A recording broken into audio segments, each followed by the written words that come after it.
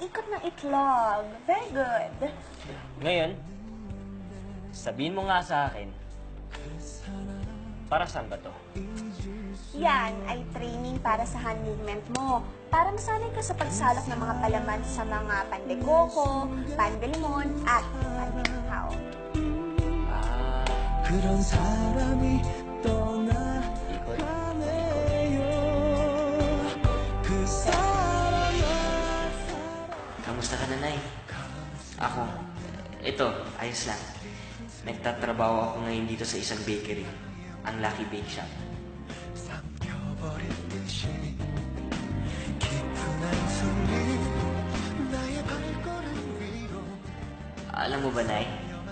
Meron daw mahigit sa 30,000 uri ng tinapay sa mundo.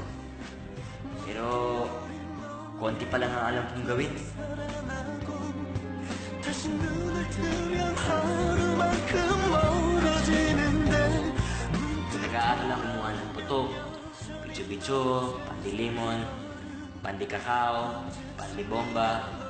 Ngayon nga, ang ginagawa namin ay pandikoko. 한 걸음씩 멀어지는 힘겨운 삶에 느린 걸음 한 걸음씩 내게 닿는 그날까지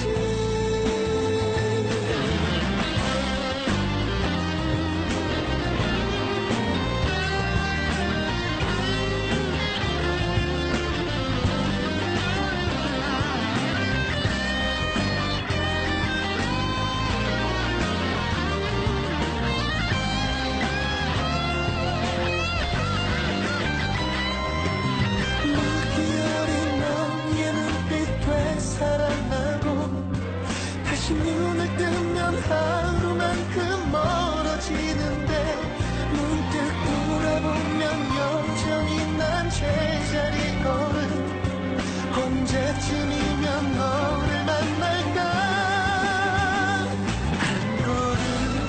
한 걸음씩 멀어지는 힘겨운 삶에 느린 걸음 한 걸음씩 내게 닿는 Pero masaya ako dito, Nay. Napakaswerte ko na nakapagtrabaho ako dito.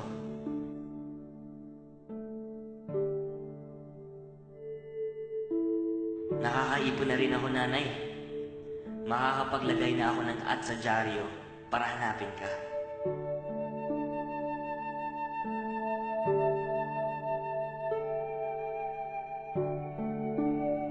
I'm sorry, Sonia. According to the recent test, hindi lang isang bahagi ng retina mo ang hindi na gumagana, kundi pati na rin ang kabila. Ang ibig sabihin ba nito, Dok? Tuluyan na akong mabubulag. Huwag ka mag-alala. Nasa priority list ang pangalan mo.